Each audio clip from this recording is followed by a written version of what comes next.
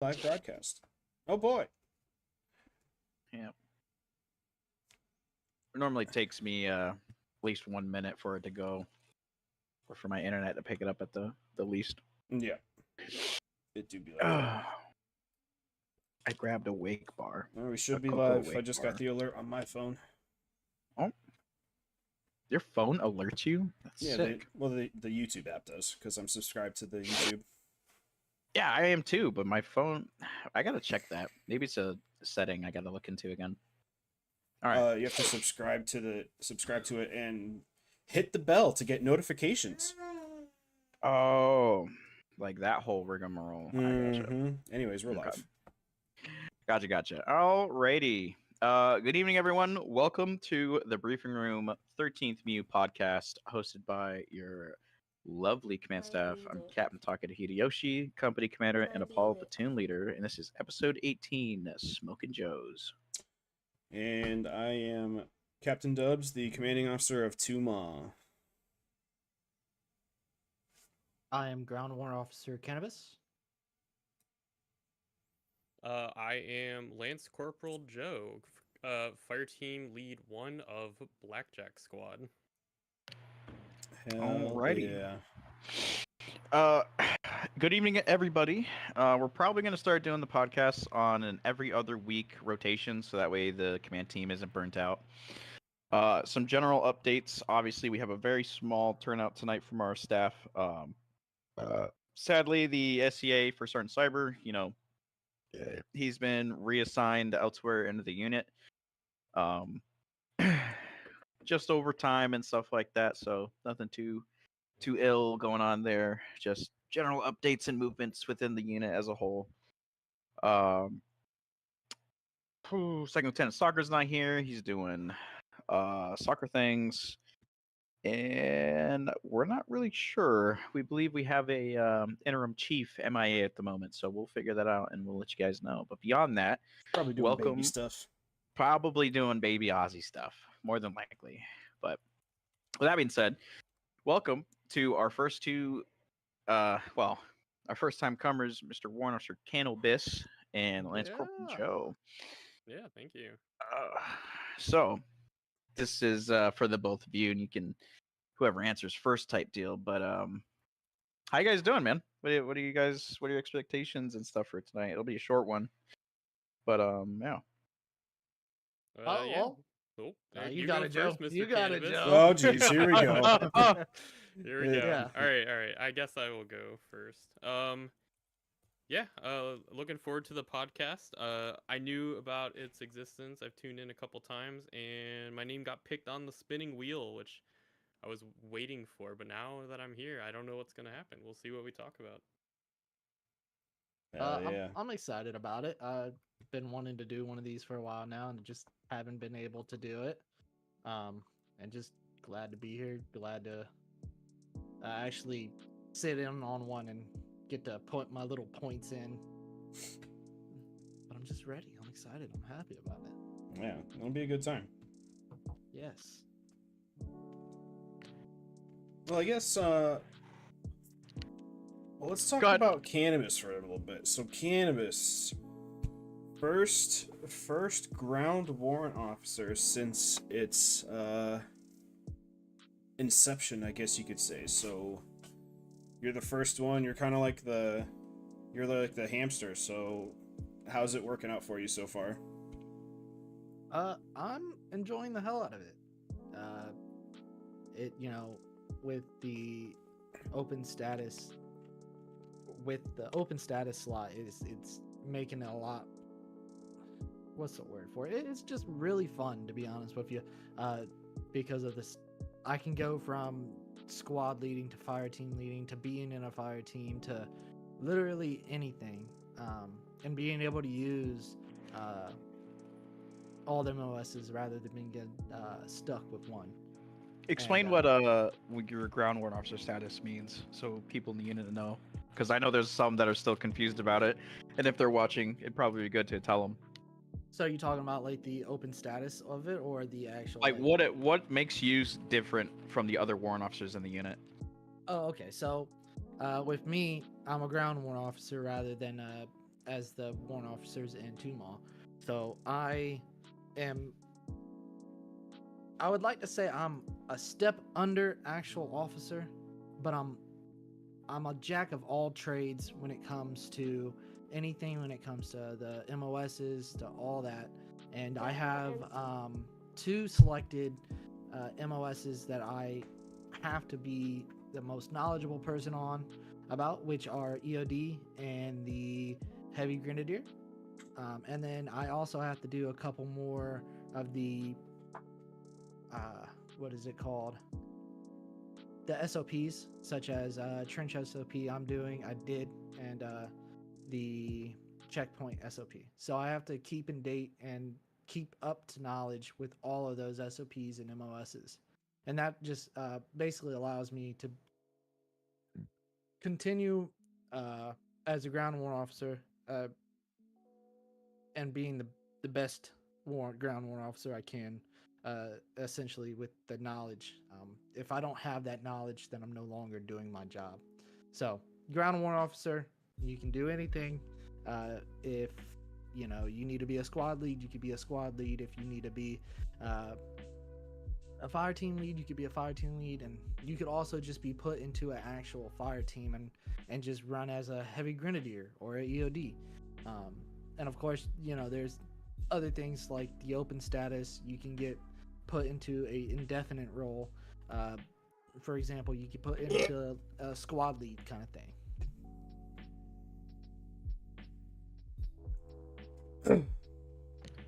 Hell yeah. Keep it going, Dubs. You got it.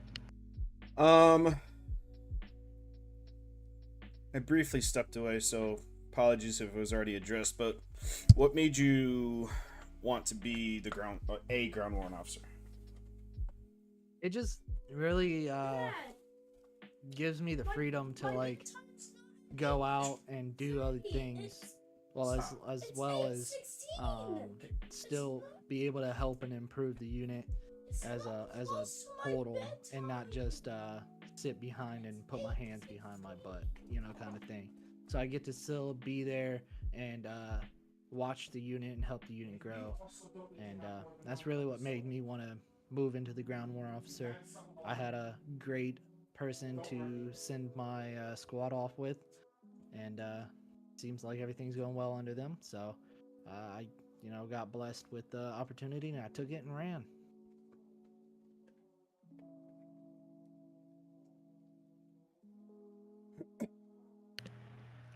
Okay. Yeah, we heard a glimpse of that. It's 8:16. Don't worry. Don't argue with me. Just bait him. Beat your kid. Don't do that. So, with that being said, I'm going to switch over here to Joe. Joe, as a Lance Corporal, as a fire team leader, I guess it'll still be like a few questions into one. How has your experience been since you've joined the 13th, and how has it changed as you became a leader? Yeah, so basically, when I joined the 13th, I joined with a buddy of mine who goes by Horizon in the unit. Him and I joined together, and we were trained up by a handful of you guys. I believe Yoshi, he might have done my BCT. I'm a bit foggy on that one. And then River did my SOI, and Tasty was my previous or first fire team lead, I believe.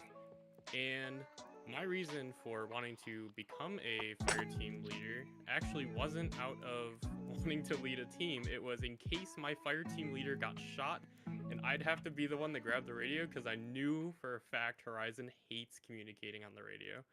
So that was something I had to prepare myself for, and it kind of just rolled into becoming or going down the leadership pipeline, and then becoming a full-fledged fire team leader. And with my attendance for constantly being here more often than not, I'm slotted as Blackjack 1's fire team lead, which is the highest up you could go for attendance. And really, the things that have really changed is that I started in Comanche and then got swapped over to Blackjack upon becoming a fire team lead. But For the most part, everything is still pretty much the same. Everything still flows well, and all the leadership qualities that had me interested in taking this position, I still see in people to this day. Now, as a team leader, right? What kind of interactions do you now have that you think are either separate or the same, involving when you were coming up as a lower, a lower enlisted, like a private PFC, versus now you're handling private and PFCs in the field or outside of that? Right. So the biggest difference is that you take up some responsibility because people are going to be looking up to you, especially as a fire team lead, because most of the E2s who are joining the unit and get promoted, I guess E1s now, they're looking up to you. I mean, you are directly responsible for their enjoyment in the unit, as far as they're concerned. So there's definitely an expectation to make sure you are keeping track of them and that they're staying alive and they're enjoying their time, and allowing them to grow as a person while also just making sure they're having fun. So that's really the biggest difference, is you have more responsibility as a fire team lead because you are directly in charge of 4 other people if you fill out your fire team. And that's something that's always so interesting for me, because it's like, being a squad leader, being a platoon leader, I myself being a company commander, like, these are all very important positions. They have a lot of duties, a lot of responsibilities, but like, sometimes people forget, like, that first point of leadership, the fire team leaders, right, whether they're lance corporals or in a very rare case of PFC, I mean, you're the first thing that those, the brand new guys interact with. So, and the other part of that is people forget kind of sometimes where they came from and what their job is. At the end of the day, we all play a video game, and yes, we should adhere to, like, the unit's rules and regulations and stuff like that. But Joe, you said it a couple times, like, you got to make sure you guys are having fun. If they're not having fun, why the fuck are they going to come back and play with us? Like, as long as they're not doing anything that breaks the server or breaks the immersive roleplay experience that people come for, it's super important having that empathy. To all my Marines out there, the Marine Corps just updated JJ to tie buckle. Empathy is now at the bottom of your leadership traits. So, rah. But yeah, I'm so dead ass. JJ did tie buckle now has empathy in it at the very bottom. They fucked it up, so it's like buckle or buckley.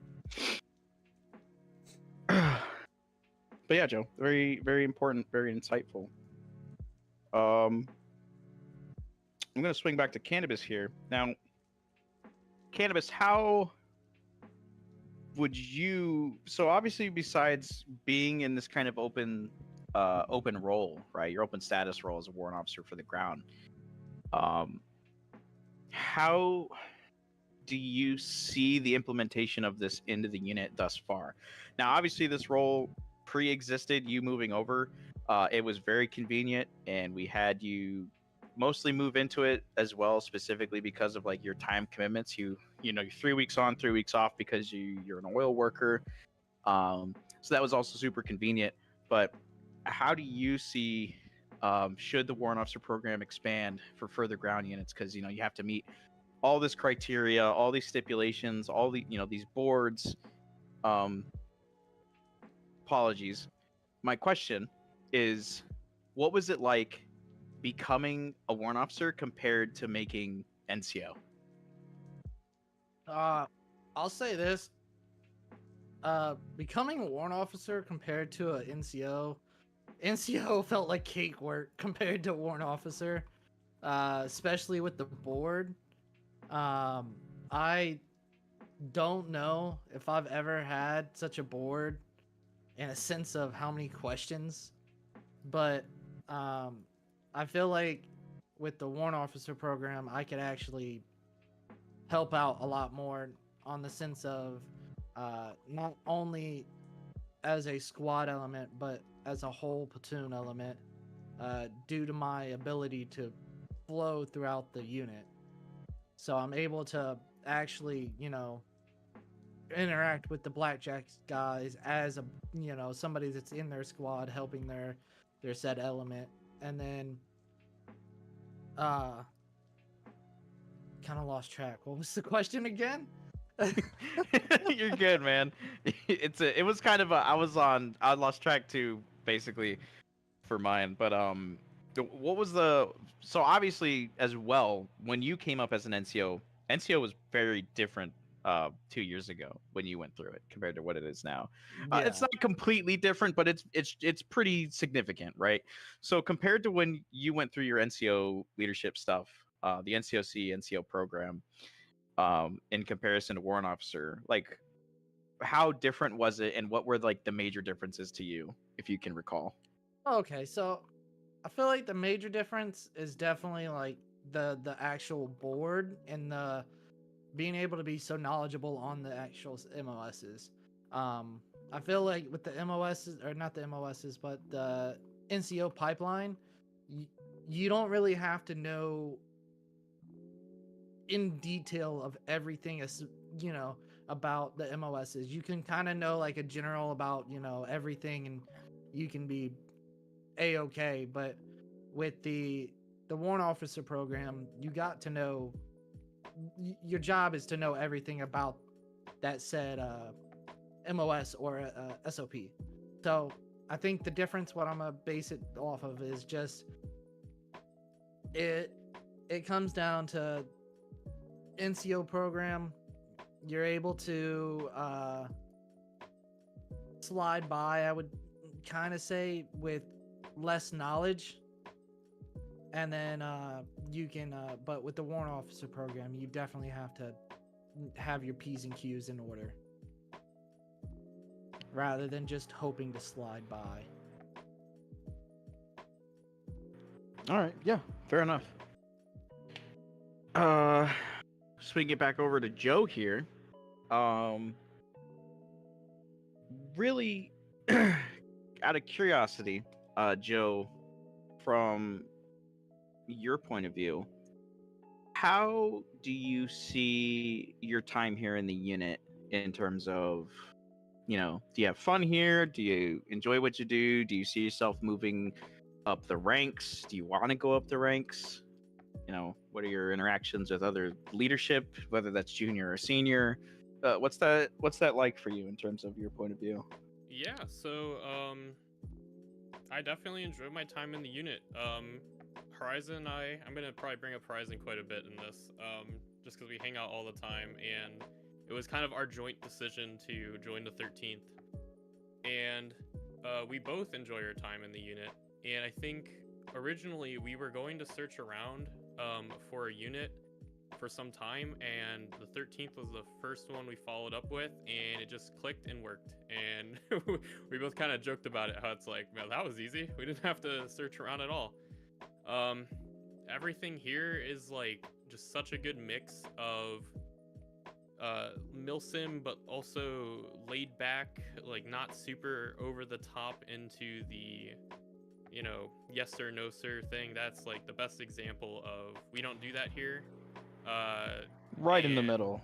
Yep, it's like that's a the perfect goal. balance. Yeah, it's just such a good balance of like looking for those tactics and actual care into planning, while still being able to goof around every now and again when it's appropriate to, and it just works. So as for going through the ranks and whatnot, I actually decided, originally some people were reaching out to me about if I was interested in going the NCO route and then getting promoted to corporal. And I did initially take notes and prep for what I would have to do. I believe Dubs and Cyber actually did my NCO prep board, and I think 2 weeks or so later, I decided to actually drop out of it. So I apologize for wasting their time doing that. But the reasoning really for me was, I really enjoy this position, and I feel like everything I set out to achieve can be done from Lance Corporal as a fire team leader, and that has to do with being hopefully a good example of what leadership is early on for people who are joining the unit, because I think my experience when I first joined the unit was with really good leaders in charge, and I wanted to provide that experience to new people who joined as well, because providing that good experience to new people is going to keep good people in the unit, and it's going to expand the unit and grow the unit in a way that I feel like is really important in that position. So moving up to me just didn't seem like the sort of thing I wanted to do, and that's kind of why I'm where I'm at now. Did you say that you had good leadership when you first joined? Cannabis, we can't do this on stream. I just want to make Who a was your comment that- leadership, Joe? Who was your leadership, Joe? So, Cannabis was out getting milk, and River was my squad leader stand-in for Cannabis at the time. I didn't even know who Cannabis was until maybe 3 weeks in the unit, and this dude comes over and he's like, "Yeah, I'm in charge now." I'm like, "All right, who's this dude?" Like, I feel like I've been here longer than this guy. For 3 weeks, for 3 weeks, every 3 weeks, Cannabis goes and gets the milk. Yeah. Yeah. Pretty much, dude. Fuck, Comanche was basically the kids he'd leave behind, and then anybody new that would come in would find out, like, who the fuck is this guy? Dad's coming home. We have a dad? That's right. Um, Fucking Cannabis. you might have already answered this for me, Joe, but like, were we? So I guess was when you and Horizon were looking for a unit, were we just the first ones y'all came across, or did we stand out in some way beyond your expectation? Yeah, so upon searching, I just popped into Discord one day, went through a couple channels I watched Arma stuff from. To speak briefly about YouTube Arma Milsims, I feel like they're extremely overcrowded or hard to get into, so I was like, I'm just gonna find a group that's maybe doesn't have as much attention on them, so that maybe it's a little bit more of a sane place, because I've heard some stories from them. But regardless, yeah, I was looking through just a list of Discord posts in like the Milsim posting chats, and the 13th was like probably the main one that stood out. I think it was like because of the description of how the unit was advertised as being a good in-between. And like that just kind of stood out to me. So it was the first one I clicked. I actually did join a couple unit Discords, but you guys were the first unit I hopped into a VC with and chatted. Cap, it was you and me who I think initially chatted up the first time, and I mean, you just answered all my questions and had a good feeling about things, and turned out to be true. So really, that was about it. I've never met somebody whose name was Joe who was an asshole, so I too had pretty good feelings. So Joe, when are you gonna do the push? The push? Yeah. The push. He said, "No, I like where I'm at," and that's good. No. Hey, that's fine. Actually, honestly, I have no issues with having our guys stay E3 at this point. And now that actually perfectly drives into the next question I had for the both of you guys.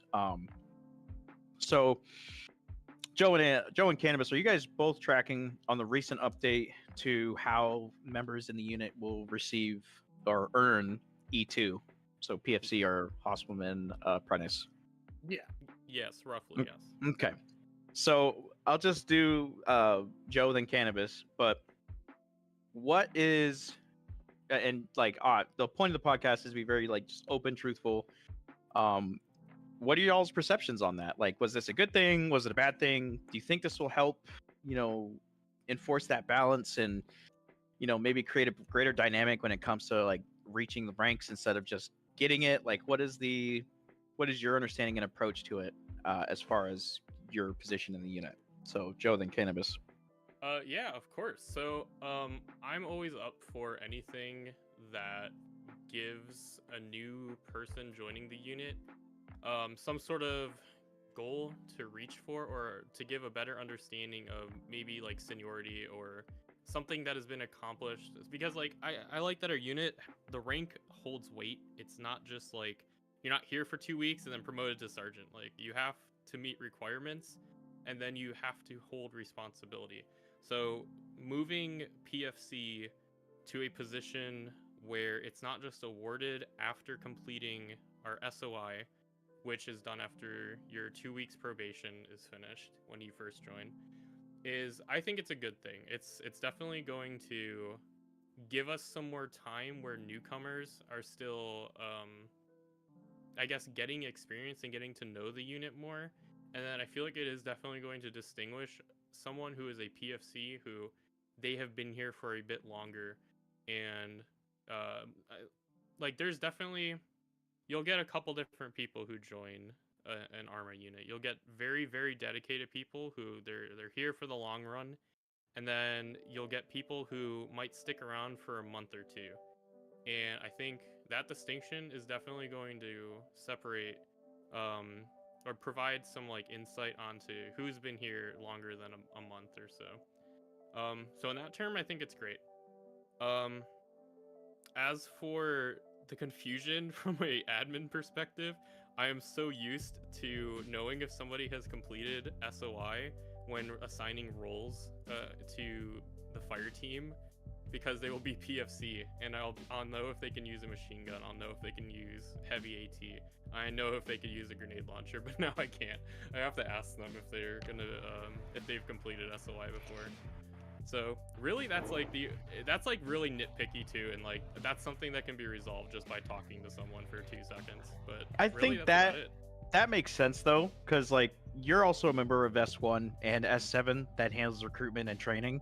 Right. So like obviously anybody else would be like, oh, that's such a small little thing. Yeah. But from that perspective as well, it's one of those kind of like ease of life understandings. Like, oh, this guy's a PFC, cool. He's done SOI. He knows everything he needs to know. He's good to go.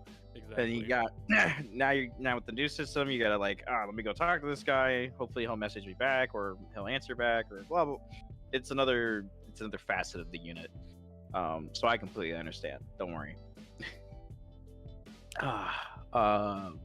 Zally hat on that one, Joe. Yeah. All right. Cannabis. I agree with most of what Joe's saying. With the whole sense of it kind of just weeds out the guys that are just gonna be here for a little bit rather than just hey, because I mean at the end of the goal we're looking for guys to be more active and not just be here for 1 or 2 days, so it's more it's gonna help us out, and for the guys that are doing it, it's gonna give them a sense of progress for those 6 weeks, instead of having to just go, and if they want to have any sense of progress, I feel have to go through a pipeline to get that, so it's one of those things where it gives them a little bit of more pride saying, yeah, I made it to PFC, and that's how I feel about it. I think it's a good thing. I think it's going to help out with just getting rid of some of the people that are not going to be what's the word I'm looking for? Not really looking to stay a long time, but just a short time. You know what I mean? No, I completely understand. I will say the one thing is I'm glad that generally speaking, from y'all's perspective, as well as a few other junior leaders that I've spoken to, a lot of people seem to have liked the change. And it's funny how like Milsim works and the unit works is where I will personally have like spurts of energy or like debate on something, and I'll talk with my command staff, or I'll come and I'll talk to you guys and get some like actual feedback, because like just because I'm the CO, that doesn't mean I know everything, and getting consistent feedback from across the board is always important, and see if it's actually an efficient method or if it's something that generally would probably waste time. So I'm very glad that everyone's currently enjoying the new method, even if it has a little bit more admin, just like put that admin being, counting the days is how long counting the weeks someone's been here, and personally making it up to their chain of command to promote. I personally really, my favorite part of it, beyond the individual earning the position, is it's no longer a mu a mu enforced regulation. So like, even if you're in the unit for 12 weeks and you're active, and you're doing your own thing, if your direct chain of command doesn't think you deserve that promo and no one else is recommending you for it, or you haven't spoken about it, then it's not forced upon them to give it to you, right? Because to be honest, there's always going to be people like y'all have said that there's going to be guys that join that skate by for a while and they wouldn't make the best E2 or the best E3, and honestly, it should be a lot more difficult to get to E4 because that's such a responsible and administratively, like, I wouldn't say administratively heavy. It's like a foot in the door. It's to admin. significant. Yeah, it's a significant role to be like, as Joe put it, like, when you come here, your first interactions are going to be with lance corporals and corporals, and like, why should this person just be handed a rank? And the whole mantra of the unit since its get-go has been, we don't just hand out ranks here, So I personally, they like the change, and I'm glad everyone else does as well.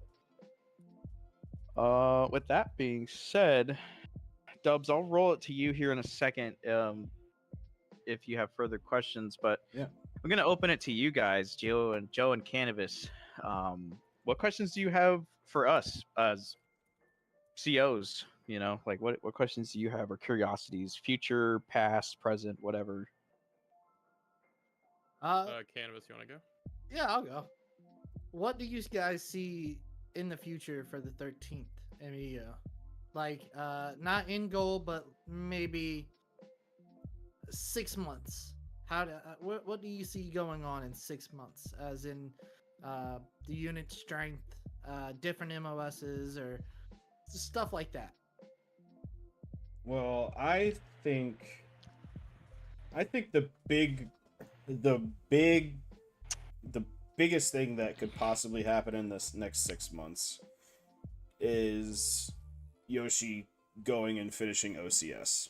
It's something that, is on the table, not, set in stone yet, but there will be a time at some point in the future where Yoshi is going to be gone for a very significant amount of time, which leads the rest of command staff to essentially run the unit. And I feel like, at least for me, that is going to be a pretty massive undertaking, because essentially he's leaving his baby with us, like, and we obviously, it's going to be our goal to make sure that the 13th is still here when he comes back. That's, to me, that is going to be incredibly overwhelming for me. I'll be able to do it and push through if with the rest of command staff, whoever is occupying those positions at when the time comes. But I think us as a collective group can do that. But it's good. It's going to be a massive undertaking.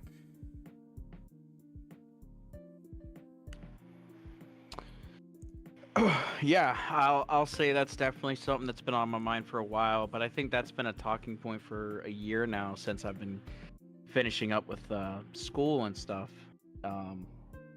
In a weird way, we were kind of lucky with my extension of a semester because of my stupidity and COVID. But yeah, I guess the reality for the future, I guess next 6 months, is we currently have a current class of our OCS candidates going through, which will more than likely be platoon leaders for Erebus, but they're basically going to be the first set of PLs after our last one from almost a year and a half ago now. So there's that, and truth be told, I think the unit will probably be 20 members bigger. It's been a very slow process in terms of unit growth, and as great as being in the middle ground is, it's actually proven significantly more difficult to keep members based on that middle ground. Um, Along with just the standard that we hold. Because like if you're a hardcore unit, everyone knows you're hardcore. There's no other nonchalant expectation, and there's a giant category of people in Arma 3 that are just they're into it, you know, and that's their whole thing, and they'll totally be about it. Then you have another part of the community that's super laid back, and they're super into that. And then there's us, where we're this in between. And me and Dubs have had this conversation a million times of just, you know, we've had people within a week of joining the unit talk about we aren't serious enough, the SMEACs aren't long enough, they're not detailed enough, the mods are too simple, all the way to the other guy that'll be like, the unit is too serious, it's too hardcore, this is ridiculous, I have a life. Like we've met these people. And so in the very beginning, there was the understanding of like being in the middle is a perfect spot. And now it's almost 3 years. We're coming up on 3 years in 2 months. Yeehaw. Uh-huh. That is not the case. Being in the middle is very difficult. But it's very difficult, but it proves to get, at least on the statistics side of things, we get pretty good people, at least in terms of genuine characters, you know, not lying assholes, just pieces of shits. You know, I think it's a difficult thing to always balance, but I wouldn't have it any other way because we have such a great commodity of people and dynamics and internal friend groups and things like that that doesn't really break or sway the unit. So yeah, I think the unit will definitely grow just based on, again, statistics from the birth of the unit to, I mean, we didn't get 40 members until a year and a half, almost 2 years maybe, and now we're sitting at 64 slotted, not including 5 LOA, and then I think the 19 retired. And you know, at least 4 or 5 of those guys that are retired are coming back once they're back from their deployments, which are actually coming up pretty soon. They should be back around January, February. Yeah, something like All things considered, assuming World War III doesn't start, knock on wood. that.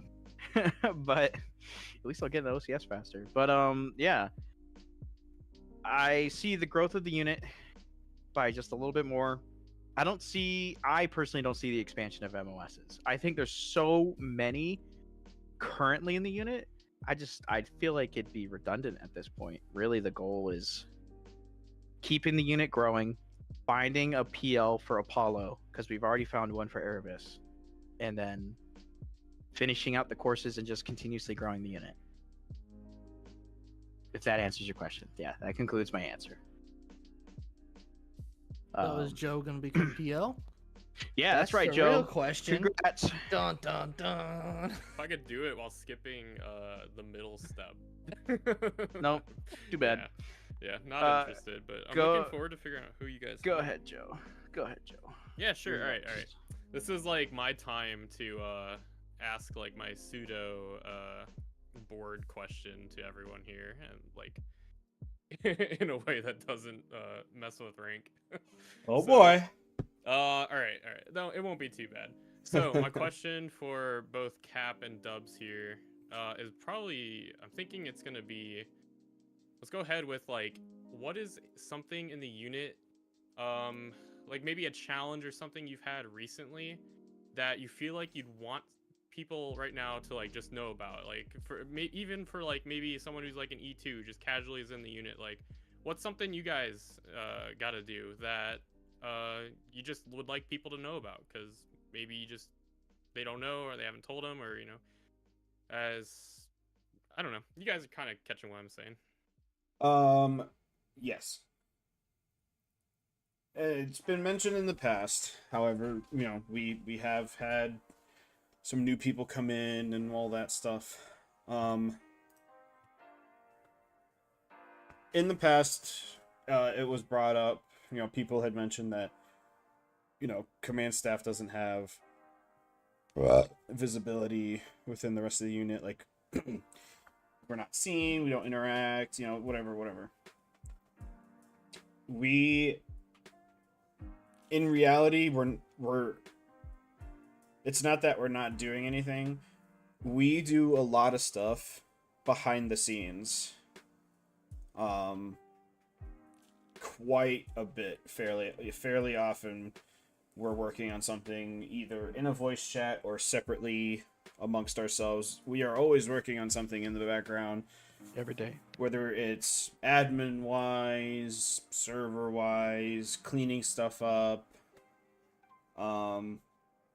We're always working on something, and it's always for the betterment of the unit. We're not idle, basically. So sometimes if you don't see us around, it's just probably 9 times out of 10 because we are just 13th burnt out because we've been working on something all day, or working on something over the past couple of days, and it's finally finished up, and we're just like, okay, it is time to take a 13th break. So we are always around, though. We're always doing something 13th related. Sounded like who was that from Monster Inc? We're Always watching. I'm watching you, Wazowski. I'm gonna kind of give two answers. My first one's gonna piggyback off of Dubs, and I know there's gonna be people that hear what Dubs says and rolls their eyes and is like, yeah, that's what every unit's command staff says. They're always doing. No, like, to as quickly as I can put into perspective, whenever something happens that breaks the rules and regulations or needs insight, or S2 isn't present, command staff is there, command staff hears about it, they acknowledge it, they hold meetings, they do all that stuff. Whenever something is addressed involving NCOs arguing, staff NCOs arguing, command staff is present, they hear about it, discuss it. Maybe not all of command, but somebody from command is there, right? And it doesn't matter if there's someone from Tumov, there's someone from the corpsman side. There is always somebody from command staff that is involved to a very heavy degree in terms of unit administration. S1 and recruitment. I actively go through and do recruitments and interviews and applications and all that stuff. S2 is always monitoring the Discord and members, especially during trainings and operations. Command staff, assists with S3's operations in terms of story development, what we need on the server, the base organization, where things go, where should other people go, stuff like that. Command staff has their hand in everything at the same time, as also not holding it to that degree. Because at the end of the day, my job isn't to micromanage every single individual, corporal, sergeant, staff sergeant, gunnery sergeant. If I'm doing that, I have completely failed at my job as the CO. My job is to cultivate a fun Milsim environment whilst also building a solid core of junior and senior leaders in the unit. So even though you don't see command staff, we are involved to the extent of that corporal got his job or orders from somebody, right? And then that somebody above him got his job and orders from somebody else. And then that guy more than likely got his orders from somebody in command staff. The people have this really, really bad habit, especially people who have been doing Milsim for decades, right? People who have got like 4,000 or 5,000 hours. They're like, well, I don't ever see the CO, or I don't ever see the first sergeant or the gunny, like blah blah blah. It's like, good. Who do you see the most? Oh, your corporals and your sergeants. Yeah, that's how it should be. You shouldn't see the captain doing everything, because then that's not a well-run delegated organization. If I'm doing like everything involving simple NCO tasks and stuff like that, I am failing, or I am failing my NCOs. the moment that starts happening is probably the moment the unit starts actually dying to a severe degree. But between NJPs, JPs, enforcing rules and regulations, operating all of the admin through AARs, enforcing the standard not just on ourselves and each other, but also on y'all's senior and junior leaders, holding court-martials, tribunals, disciplinary review boards, pre-op plan. This is all off the top of my head. I'm not even thinking super in depth about it. It's all off the top of my head. I'm not even thinking super in depth about it. Command staff does a lot, and at the end of the day, there's still going to be people who roll their eyes at it. But I'm just, without a shadow of a doubt, you know, even if there's someone in Tuma, that doesn't negate the ability and responsibility and the amount of just absolute work ethic that comes with being 13th Command, which may as well just be a job, because every day if something happens, somebody's going to pick it up and someone's going to look into it. So yeah, I'll end it there. I did have one more point to bring up, but I don't know if you guys had any questions about that before I go off into my next point. No. Oh, Yeah, go for it. yeah. I'm gonna hear. So, for I guess direct comparison, Joe, how much time do we got left with you? Because I know it's going to be a short episode today. You're good. You got probably 10 minutes. All right. So, something that I'm going to use a very direct, like super recent incident. We had a standby. Sorry. So we have an interim for our chief, right? And that's Keeper. She's doing a fantastic job. She loves what she's doing. Her corpsmen love her. They're very interactive. She gives me, adequate updates. She's doing what she's got to do, right? She's running her section, but she's an interim member of command staff. So she's slowly being brought up to speed on stuff that like happens and that we do.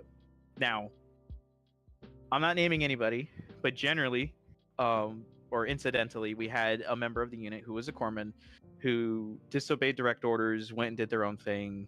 It was very much clearly stated not to go and do said thing, blah, blah, blah. She had to, for the first time, serve out a punishment, right? And it was probably a somewhat come to Jesus moment for Keeper as a development to leadership, because it's not always going to be sunshine and rainbows, and no matter how much you want to sugarcoat something, there's just times as a command staff member where you just need to like follow the SOP of issuing an NJP, right? So you tell them what they did wrong, and then you have someone from S2 there, and then you're like, hey, do you want to trial by court martial, right? And that's really hard for people who aren't used to those dynamic environments, the amount of like emotion that is involved, because outside looking in, you might laugh and that's such a silly little thing to like be super upset about, but it's like, it's another thing when you're enforcing that regulation, you know what I mean? Because there might be a day, I hope it doesn't happen, but Joe, you have to NJP one of your own privates or PFCs because they keep fucking around in op or something, right? And it's never it's never a fun situation. And It is not. she had a huge learning experience from that first NJP, right? And it took a toll.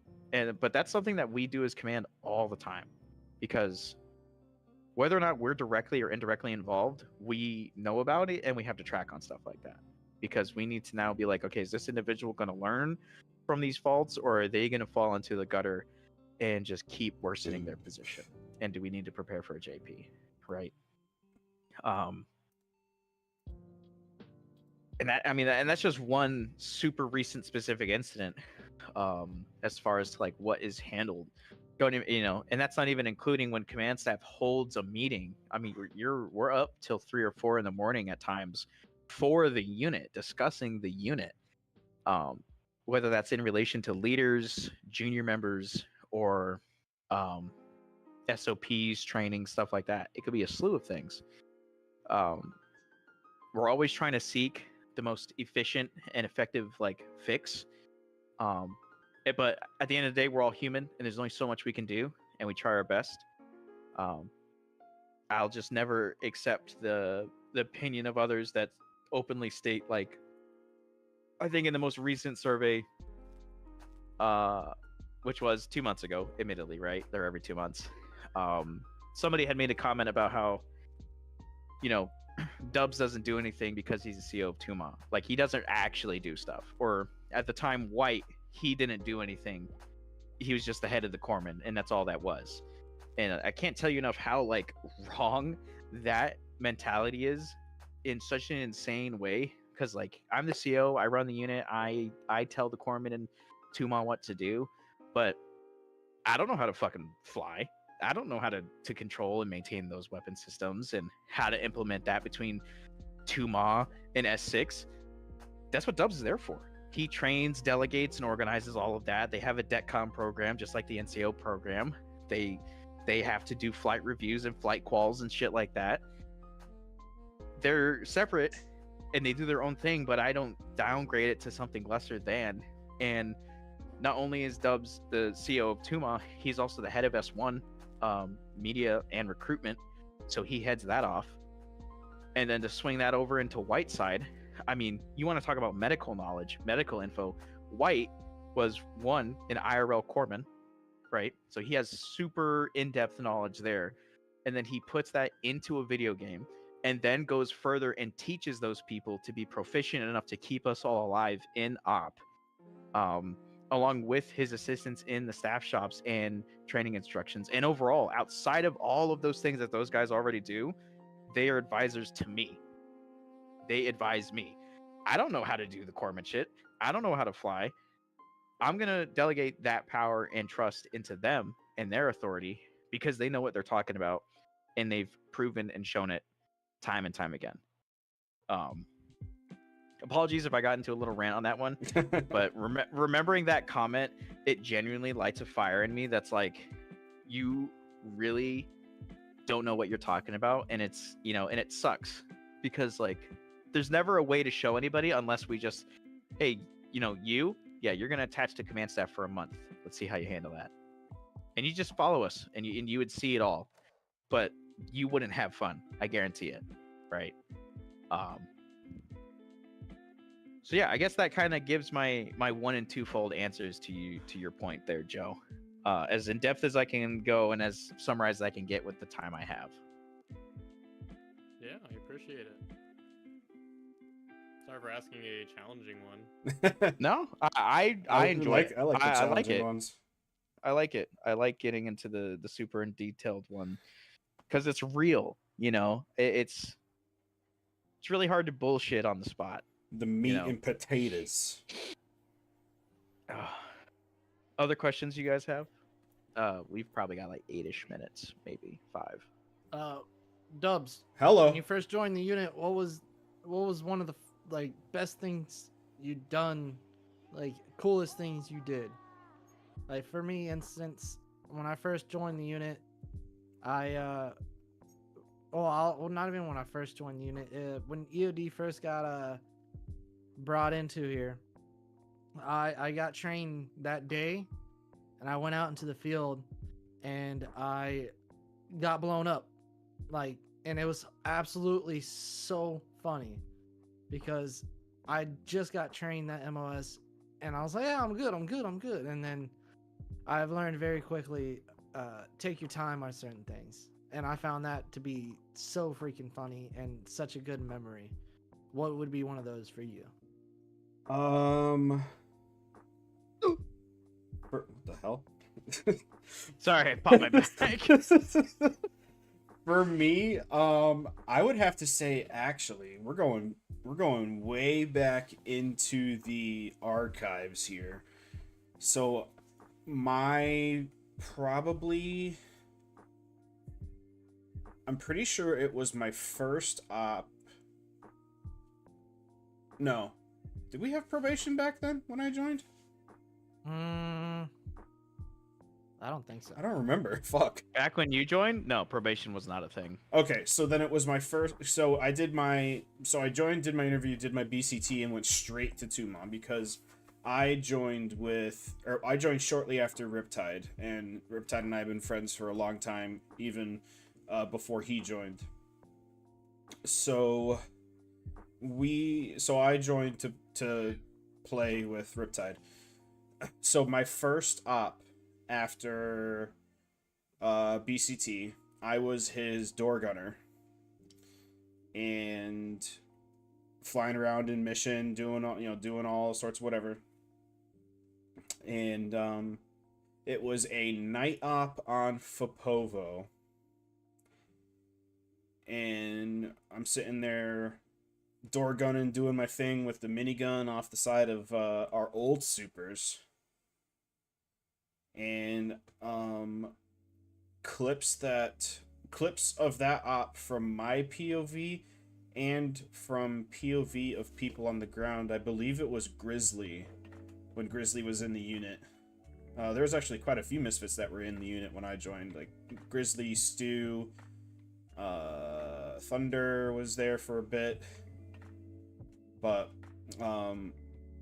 stuff that I did during my very first op in the unit made it into a unit video that Grizzly made of all the minigun stuff that I was doing on the first op, and I thought that was pretty sweet. Like, me having 0 Milsim experience in Arma, all my time up until that point playing Arma was in yes, Ryan, you were there too. Can't forget about Arc. All of my time previous to joining the unit was just on public servers. So like King of the Hill, Invade and Annex, Exile servers. That was all my Arma time. And then I got into Milsim. And my very first operating with the unit, stuff that I did made it into a unit video, and I thought that was pretty sweet. Yeah. I'd ask the same for you, Yoshi, but you were not a private at once. What was your favorite part of the unit? Creating it. I birthed it into the Eos. I got a funny, quick little joke question.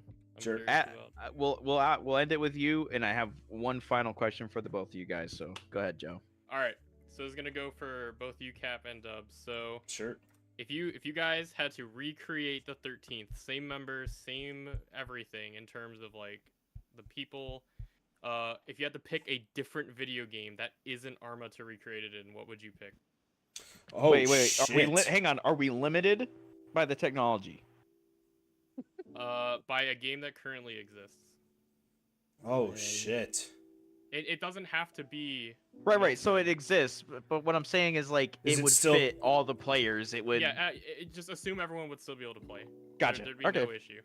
You start, Dubs. Oh, boy. And it doesn't have to be a Milsim either. If you want to make another group for any sort of game, and you had to basically retransplant us somewhere. So if we weren't, so the 13th as it stands right now, minus the game that it's played on, Yeah, so let's say Arma didn't exist. The platform was gone. squad. I'd say squad or Hell Let Loose. Gotcha. I know. Are you about to say Battlefield? And I'm saying, what Go- would you Roblox. want No. it No. to? Hell Divers. No. Ghost Recon Wildlands? Wildlands. Yeah. If Okay. it was possible, 100%. Or, yeah. Breakpoint's gameplay with Wildlands story. Story. Yeah. But instead the Marine Corps invades. Yeah, I'd say squad or Hell Let Loose. Yeah, that'd be cool. Postscriptum before it turned into Squad 44. Yeah. Oh my goodness. All right. Let me see. So this is an ender for you both. So Cannabis, then Joe. So one, did you guys enjoy your time on the podcast? 2, did you learn anything new on the podcast? And 3, would you do it again? There you go. Canvas, you go ahead. One, I did enjoy my time on the podcast, which I would do it again. So that answers 1 and 2. And 3, I learned that Joe did not receive the message I sent him, meaning I was the good leadership he was under. No, but I did learn, a couple things about Dubs with him as he, described that last question I asked him about having the fun times and whatever. You know, I didn't know that when he first got in here, he was, was able to get, not a crucial, but a cool video point, I guess, is the way I'm going about it. Didn't know that about him. Pretty sure that video's floating around somewhere still. Probably not as cool as you were describing it, though. Probably. I don't know. I don't know. Grizzly makes some really good videos. He does. Oh, Cyber with a good pull. Planet Side 2. That's a pretty solid pull. That's a pretty solid pull. That can't argue. Cannot argue. That's actually a pretty damn good pull. That's a solid pull. Someone quickly remind me of the 3 questions. Did you enjoy it? Would you do it again? And there was a third one. What did you learn? What did you learn? Gotcha. Yeah, I enjoyed my time. Definitely. I would absolutely do it again as well. I guess the answer is 2 already. And if I learned anything new, really, it was just what Candace was saying with Dubs. I mean, I kind of knew most of the rest of the stuff we talked about today. But yeah, I enjoyed it. This was fun. One final point, and then we will go to the wheel.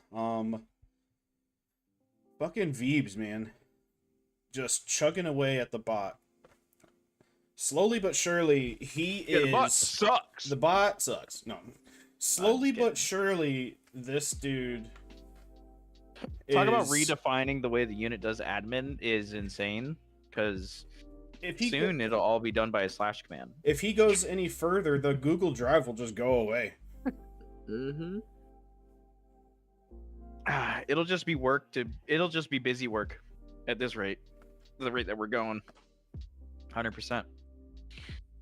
All right. Shout out to Veebs. Shout out to Veebs. You're demoted. All right. And that leads us towards the end here.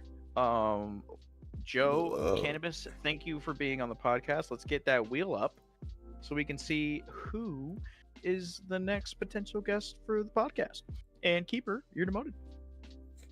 Yep, demoted. Oh. All right, I'm watching. I'm ready.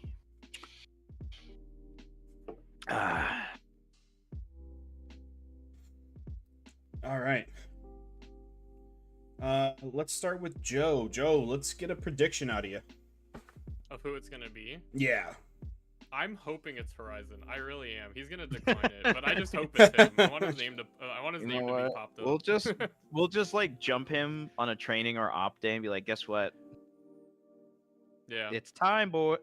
You need to run up to him with a microphone and like wear a press vest and just like interview him mid combat. Yeah.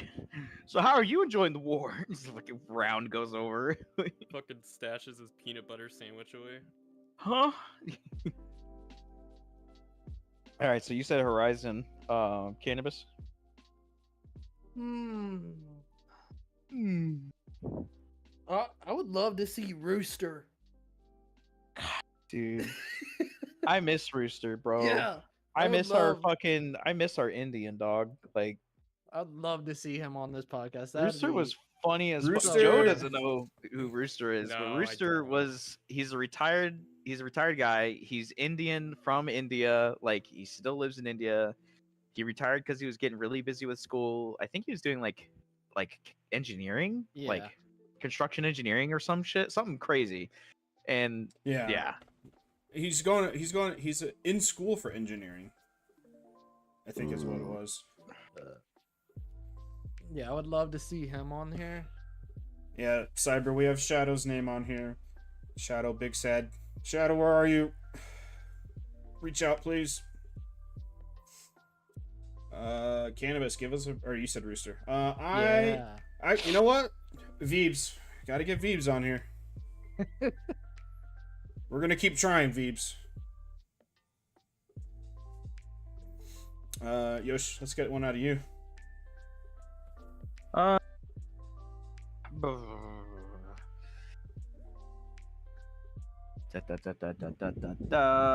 would love to have Tasty on the podcast. Tasty. All right. We need a grand old man, because I think we've already had Jaw Brew, haven't we? Yes, or we might have. have been Lone. Yeah, we've already had Jaw Brew, so I want a Tasty. Why isn't White on the wheel anymore? Because he doesn't count. Doesn't count. You don't count anymore. Hey, you're demoted. You're demoted. All All right, here we go. Spin that wheel. Crayon. Why is my child beating me? Oh. Oh. Oh. Chang. Oh shit. Got him. Hang on, hold it right there, Dubs. Don't remove it yet. Hang on. Are you I posting it? grabbed it. Okay. No, you can post it. I'm grabbing it though. I'm sending it straight to his DMs. All right. 13th chat. Where's Chang? Chang. Congrats. Oh, I see what we're doing here. I know what's going on. As the next guest on Lay Podcast. Have you guys ever thought about how there's 13 colonies, or not 13 colonies, 13 districts? And 13 column. Yeah, dog. Yeah, man. 285 years ago or some shit. no, I meant like the Hunger Games, how they picked out people and they just pulled out of a. We're just spinning a wheel. We're very close. I'm Yeah. gonna start holding up 3 fingers and start whistling. Oh no. You can't do that. Summer. All right. Books were better, but Let's do the next one. yeah. All right. Who's the backup? Who's the backup?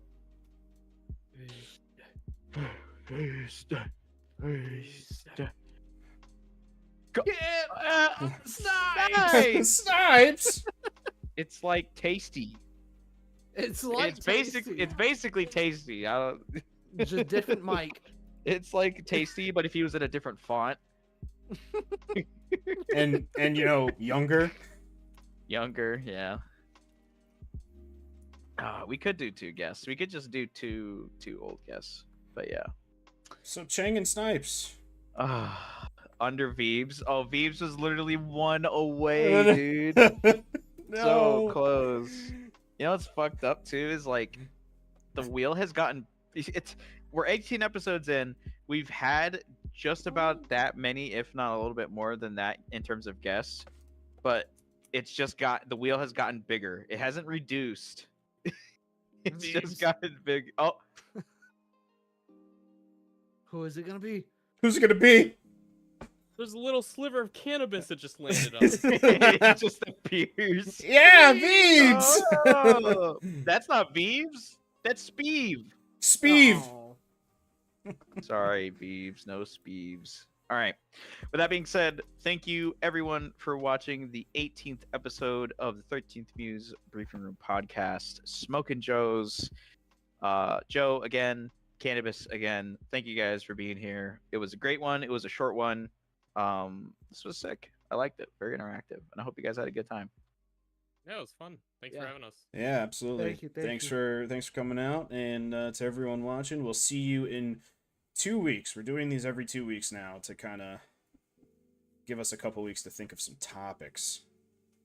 Fill out the surveys. They're not With that even being out. said- They're not even out yet. Rock Hill, eat babies. Fill out the surveys. Okay, yep. Fill out the surveys that Eat are babies. Eat them. somewhere. I need you to eat them out, brother. Okay.